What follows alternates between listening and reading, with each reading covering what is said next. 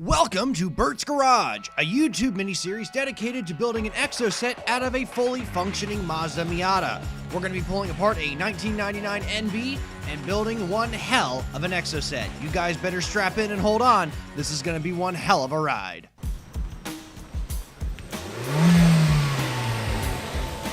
And first to arrive is Bert, avid YouTuber and 3D printing enthusiast. He likes big guns and he likes to go fast. And the next member of our team to arrive is Doug, all-around Miata expert and good guy to have on your side when you're working on a Miata, because he's never wrong, and he reminds you because he's never wrong. And last but not least to arrive is John, Miata expert, turbo expert, good all-around mechanic, and the guy you want to talk to about boost. You want to go fast? He's the guy to talk to, especially in a Miata. And now that you've met our team, it's time to get to work. First things first, we're going to need tools and supplies. Here we have a bolt organizer, very, very important. It has 4 individual trays with several individual little pockets to put things. Make sure you label everything, because if you don't label things, you're gonna have a bad day. Second, really big stuff up top or really awkward things like camber bolts and things that are too big to fit in those. Obviously you want to individually bag them and keep them together or you're gonna have a bad day. Make sure you keep these in some sort of an order, that way so when you start rebuilding you can work your way backwards from where you started. Now let's move on to tools that we're going to need. We're going to need a Master Mechanic tool set here. We have 1/4 inch, 3/8 and 1/2 inch drive. We're going to need sockets ranging from 27 millimeters all the way down to 8 millimeters, I think is the smallest we need. All 6-point sockets, otherwise you're going to end up rounding bolts and that's going to be a really bad thing, as well as a large breaker bar. Then we're going to need screwdrivers, from flathead and Phillips head screwdrivers all the way down to the smallest ones for those pesky trim pieces, an impact driver, impact bolt, universal joints, painter's tape, magnetic trays for your bolts, deep well sockets, needle nose pliers, dikes, a larger pair of dikes, and a flashlight. And now that we've got that figured out, let's get to work. Okay, so we have removed control arms from the car. We're moving on to some housekeeping tasks. And one of the things that we're going to do is we are going to be removing bushings from our control arms. You can see this guy here, we've actually removed the bushings from. These little stock bushings.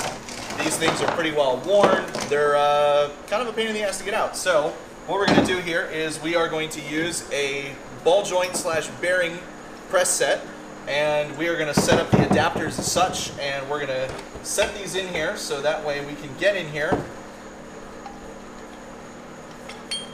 And if I can get this to work properly, yeah, go ahead and thread that back a little bit for me.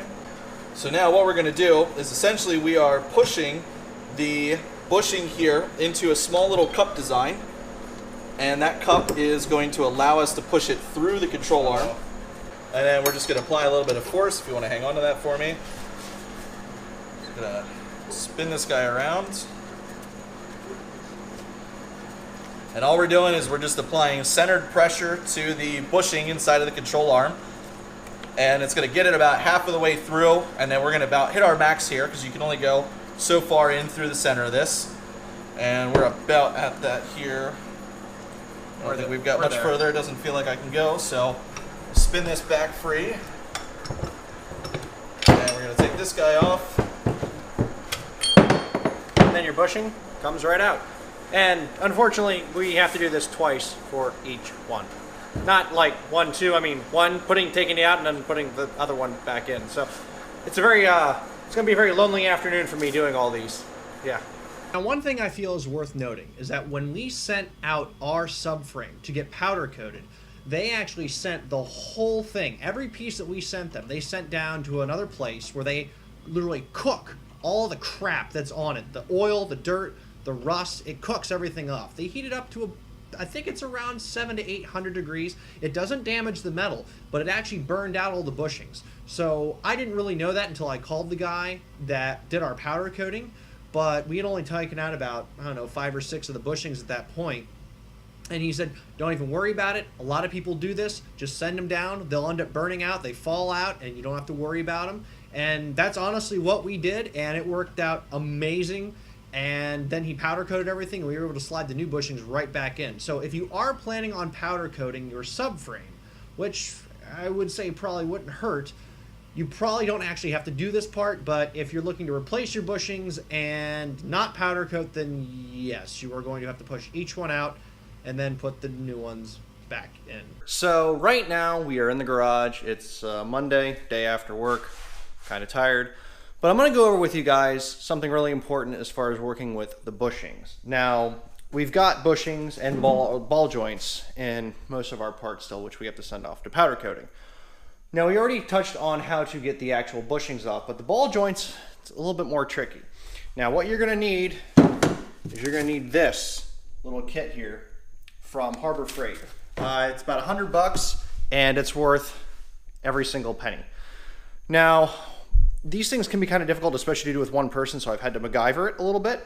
So what I'm actually doing is I'm using these two guide holes right here, and I've actually got lag bolts going into the side of my table, which I will then use to mount this so that I can work on this and have my hands free and I'm not, screwing with it. Yes, it's low tech, it's not pretty, but it does work. So the way that a ball joint comes out is it's really pretty much a compression fitting, and you see it's got these little ridges here so it doesn't spin, and it fits very, very smoothly. Now let me take this out. Very, very tightly in that right there. And there's little ridges around the inside to, as I said, prevent it from spinning. So now that we've got this mounted here, we've got this C-clamp apparatus. Now this will go on the bottom here with an open cup that'll then go around that ball joint. Now that we've got the joint anchored to the side of the table, we're going to use this part here, which is a cup that will receive the bottom of the ball joint, and then we have a 1-inch piece of pipe here that I'll put at the top. And this will then get compressed and pushed down on the metal seat of the ball bearing joint and push it into the cup, then removing it from the entire arm here. And it fits in pretty damn snug, so you're going to need to use a little bit of effort with it, and I highly suggest you use a very large breaker bar, because otherwise you might have a little bit of trouble getting this thing out. So now I've got this all set up. It's properly balanced on here, and we're just going to go ahead and start spinning this. And it's very slowly. I can see it already pushing the bearing in. Mind you, I'm doing this with one hand and I have no tripod, but it is in fact pushing that ball bearing in.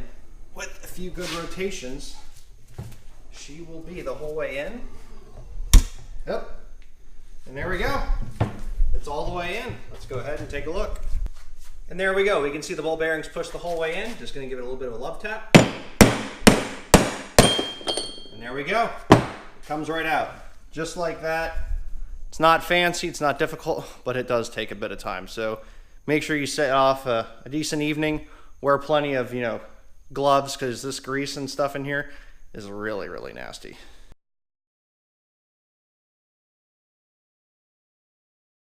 We got some grease fittings, so whenever we put the new bushings in that, they don't squeak. We've literally got new ball joints for absolutely everything. So we got ball joints for the top and bottom, as well as control arm, or the steering control arm ball joints, because you figure this car had 144,000 miles on it. You're going to want to replace those things. Obviously, they've seen a lot of wear and abuse. Why not replace them? It's like $120 in parts. Everything we had didn't have any substantial, wear on them that we could tell. It's still a good idea to replace them anyway, and it's cheap and it does, it'll do the job. So it's one less thing I know I have to worry about at least. Then it came to cleaning up the hubs. Now obviously we have the rear hubs here.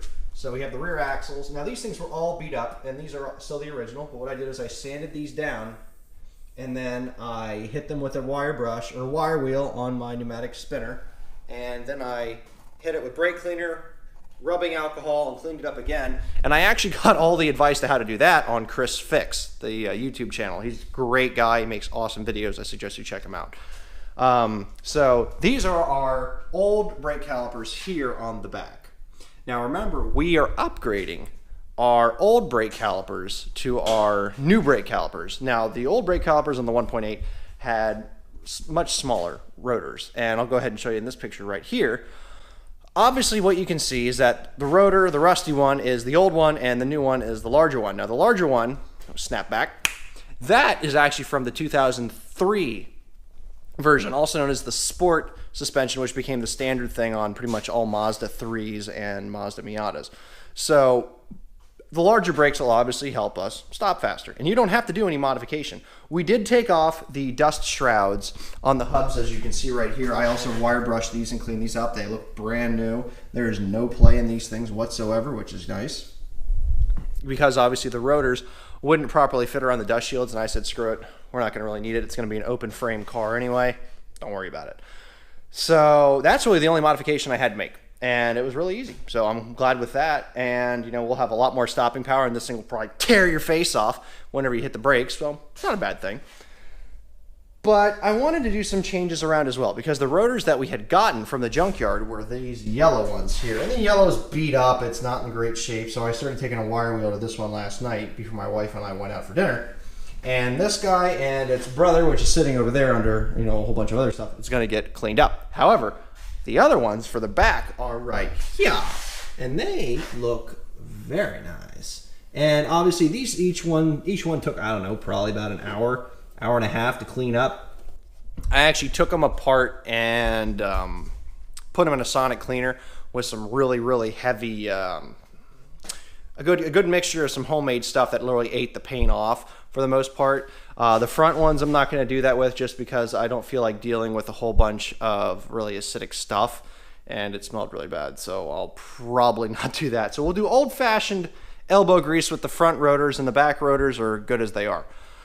So yeah, other than that, just a ton of PB blaster and brake cleaner and that. And then what we have here from Racing Beat is new sway arms. Now these are the big boys. These are the good ones, the ones that you really want to get. I got all this stuff here from 949 Racing.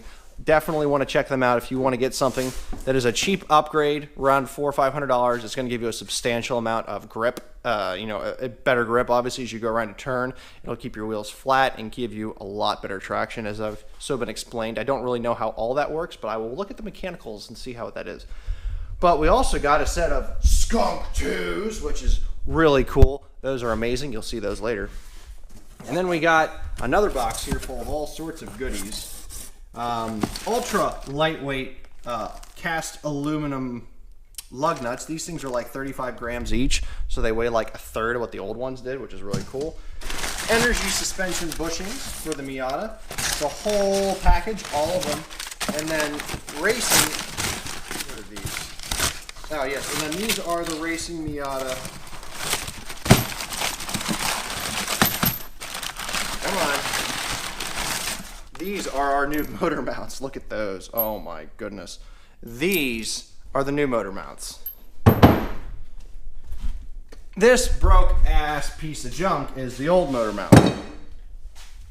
There's a substantial difference in the design, and these were all completely torn on the inside here where the rubber is. There's very little to actually break on these, which is going to be awesome, because this is going to allow so much less wobble with the engine.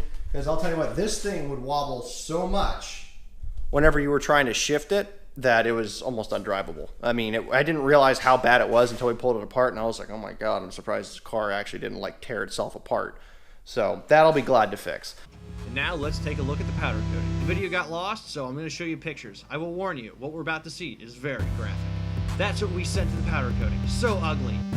And that's what we got back! Oh my God, it looks amazing! It didn't look that good from the factory. Look at that powder coating. Oh my God. It's like glossy black, and I love it.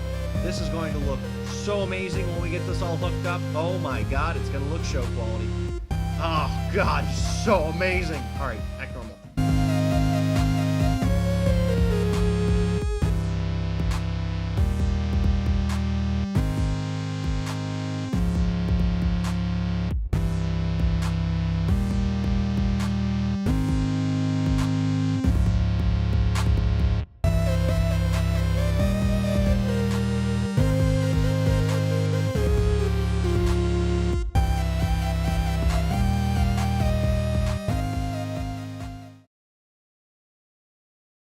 So what we're going to do here is we are going to remove the stock bushings from the differential, and to do that, as you can, we're going to take these energy suspension bushings, these gigantic, ginormous beasts of things.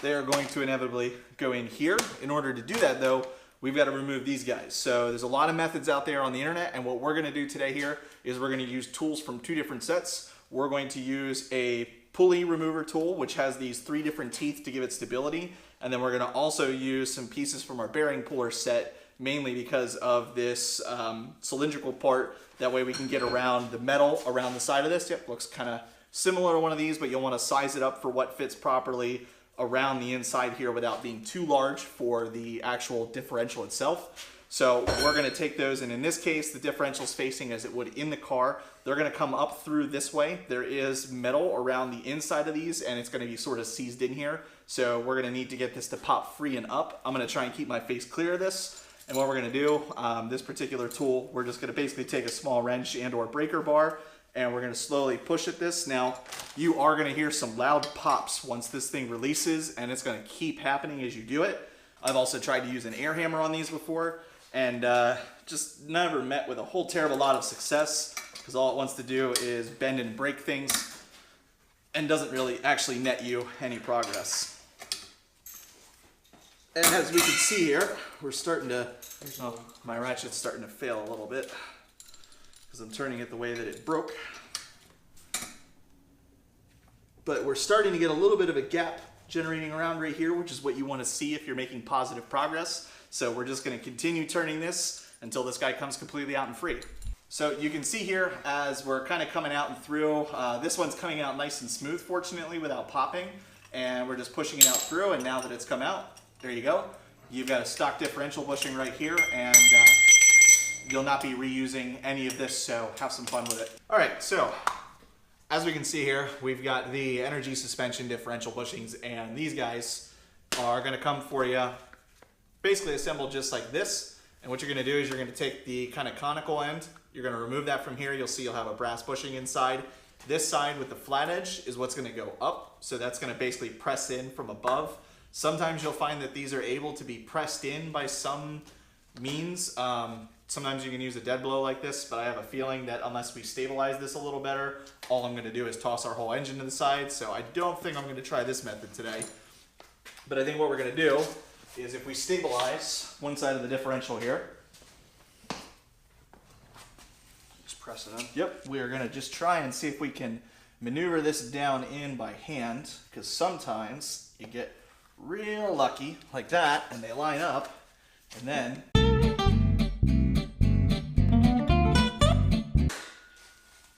and it looks like from the rest of the way here we'll probably need to use our bearing press just to get this flattened in there, but we can go ahead and start with the other side, just get it at least lined up and in there.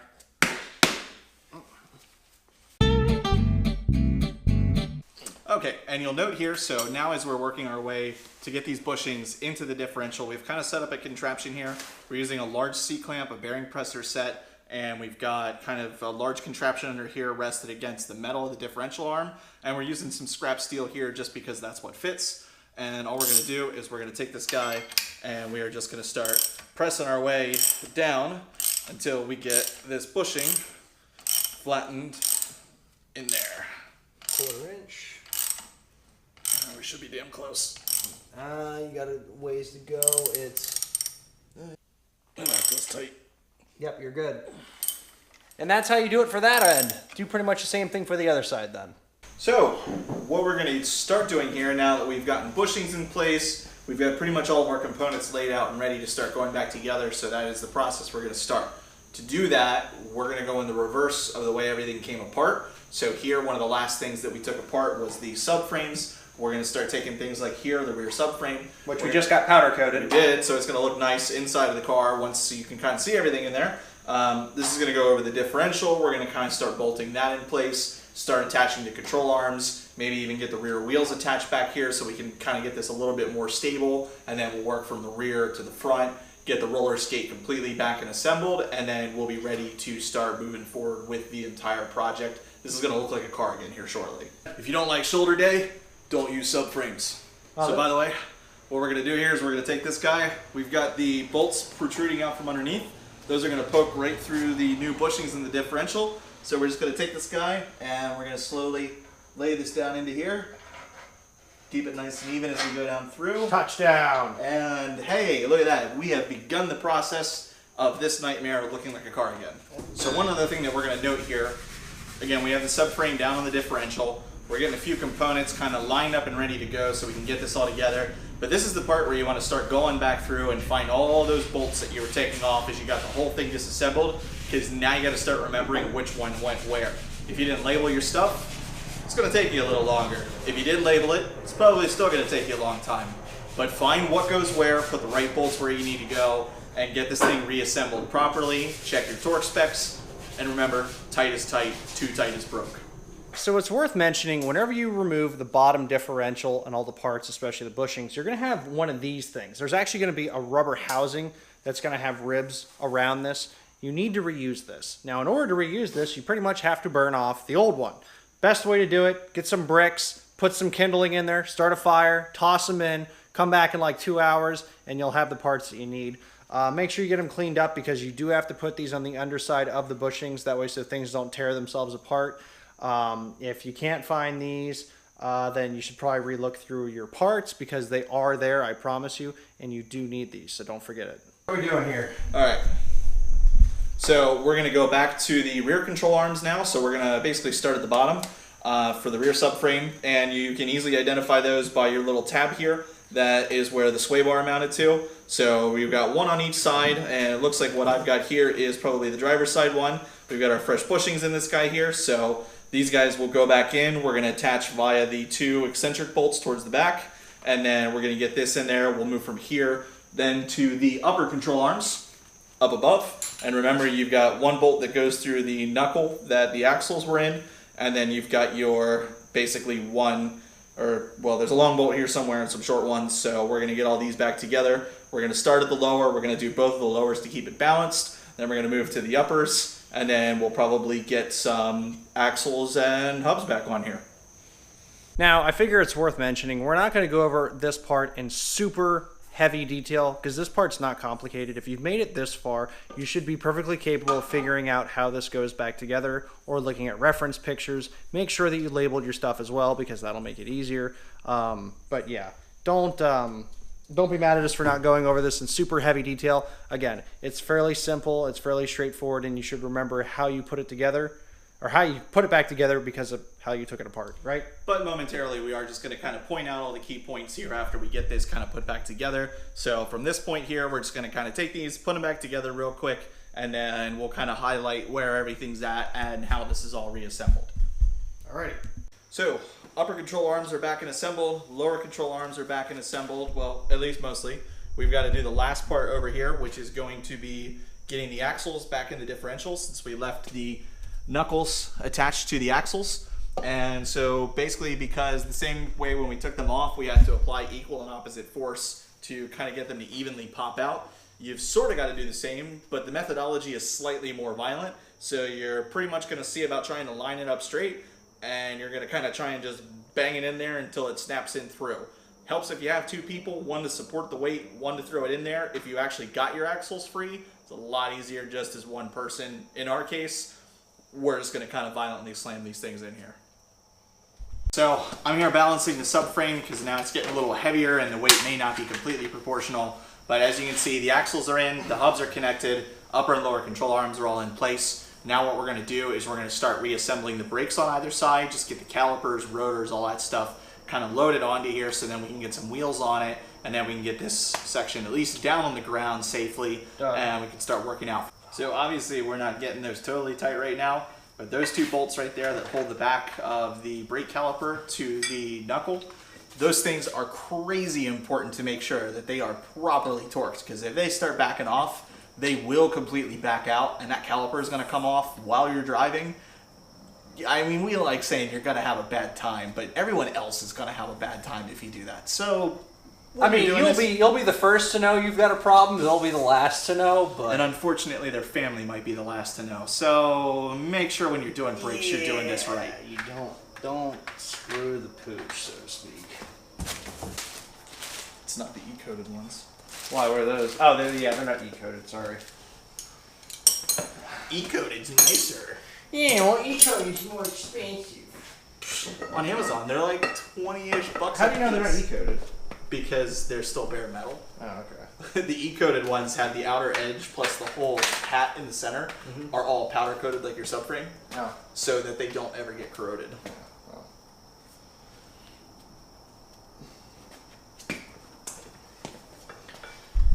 And at this point, I'm going to go ahead and I'm going to show you what we're working with here, because it looks awesome. So we got the rear frame together, axle, arms, rotor, caliper, and it looks damn fine. Sorry. Oh, look at that. That is just beautiful. And then Doug is over there working on the same thing. Yep. Having fun? This bottom one always sucks. Alrighty guys, so at this point we've got the rear axle put together. It's time to add some motherfucking wheels. Right. So, what we've got here, What are these, Doug? we've got our Advanti Storm S2s, BF Goodrich Rival S's, 225s on here, and we got these from Tire Rack, so they are pretty awesome. Definitely the people you want to talk to. When they send these out to you here and you tell them exactly what car you need these for, they make sure you've got the right size, the right specs, and in this case too, you're going to see that there's a little sticker here on the back. It's because these guys actually also come with hub centering rings already installed in them, so you don't have to worry about that either, or putting unnecessary tension on the hubs for not having those. So we're going to hand this guy over. Oh yeah, baby. What do we got? Yeah, we probably want to take that tape off too. More tape.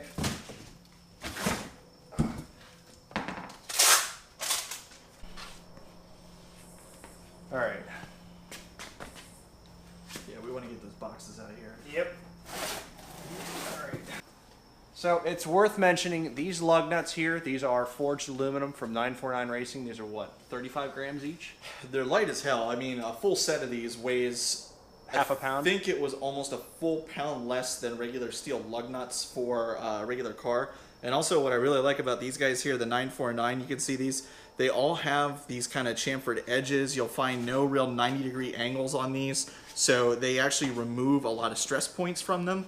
And they're a standard 19 socket, so you can get, you know, an easy, just regular 19 deep well socket, take it with you on the go, you know, have an electric impact, and these things will hold up to being impacted. I've been doing it all year with the racing, so these things are absolutely fantastic. Love them.